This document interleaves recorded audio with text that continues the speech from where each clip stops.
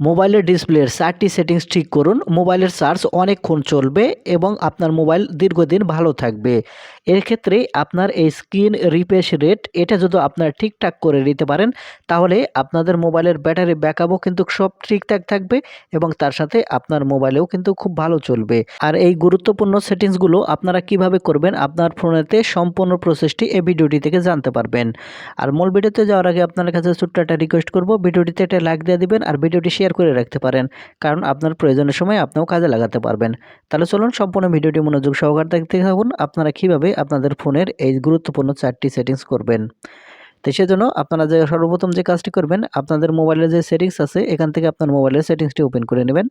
আমি এখান থেকে মোবাইলের সেটিংসটি ওপেন করে নিচ্ছি। মোবাইলের সেটিংস ওপেন করে নিলে আপনারা এরকম ইন্টারফেসে নিয়ে আসবে।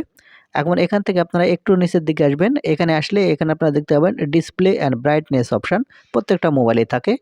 এখন এখান থেকে আপনি ডিসপ্লে অ্যান্ড ব্রাইটনেস এই অপশানের উপর ক্লিক করবেন। ডিসপ্লে অ্যান্ড ব্রাইটনেস এই অপশানের উপর ক্লিক করলে এখানে আপনারা প্রথমে দেখতে পাবেন অ্যাডাপ্ট ব্রাইটনেস, এর ডান পাশে একটি অ্যানেবল বাটন দেওয়া আছে। এই অ্যানেবল বাটন যদি আপনার এখান থেকে অন করা থাকে, আপনারা যে কাজটি করবেন এখান থেকে অবশ্যই অফ করে রাখবেন, যেভাবে আমি অফ করে রেখেছি। আপনারা যেভাবে এখান থেকে অবশ্যই অ্যানেবল বাটনটি এখান থেকে আপনারা অফ করে রাখবেন। তারপরে একটু নিচের দিকে চলে আসবেন। আপনারা এখন এখান থেকে নিচের দিকে চলে আসলে এখানে আপনারা পেয়ে যাবেন কালার টেম্পারেচার অ্যাডজাস্টমেন্ট নামের একটি অপশান। আমি এখান থেকে মার্ক করে দেখিয়ে দিচ্ছি। আপনারা এখান থেকে কালার টেম্পারমেন্ট অ্যাডজাস্টমেন্ট এই অপশানের উপর ক্লিক করবেন। আপনারা এখান থেকে এই অপশানের উপর ক্লিক করলে আপনাদের এরকম ইন্টারফেসে নিয়ে আসবে। এখানে আপনারা নিচের দিকে দেখতে পাবেন একটি ডিফল্ট অপশান দেওয়া আছে। আপনার এখান থেকে যদি ডিফল্ট এটা শো করা থাকে তাহলে কিন্তু আপনার সমস্যা হবে। সেক্ষেত্রে আপনারা যে কাজটি করবেন, এখানে দেখেন এখানে বাড়ানো এবং কমানোর একটি অপশান দেখতে পাবেন। আপনারা এখান থেকে ডিফল্ট না সিলেক্ট করে এখান থেকে আপনার ইচ্ছে মতো এখান থেকে বাড়িয়ে বা কমিয়ে নেবেন।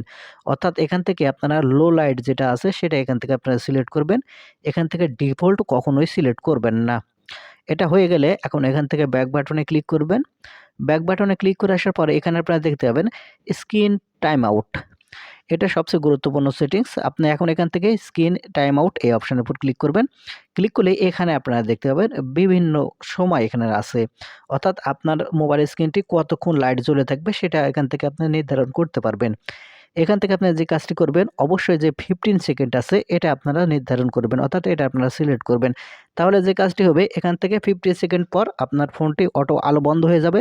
সেক্ষেত্রে আপনার ব্যাটারি ব্যাকআপ ভালো পাবেন, আপনার মোবাইলও দীর্ঘদিন ব্যবহার করতে পারবেন। তারপরে এখানে একটু উপর দিকে আসলে আপনারা দেখতে পাবেন ডার্ক থিম। ডান পাশে একটু এনেবল বাটন আছে। আপনারা এখান থেকে এনেবল বাটনটি এখান থেকে আপনারা অন করে দেবেন। তাহলে যে কাজটি হবে আপনাদের যে থিম আছে ডিসপ্লে থিমটি সেটা হচ্ছে ব্ল্যাক কালার হয়ে যাবে। আর এক্ষেত্রে আপনার ডিসপ্লে থিমটি যদি ব্ল্যাক কালার হয়ে থাকে তাহলে আপনাদের ব্যাটারিও কিন্তু লং লাস্টিং করবে। এক্ষেত্রে আপনার মোবাইলটিও ভালো থাকবে।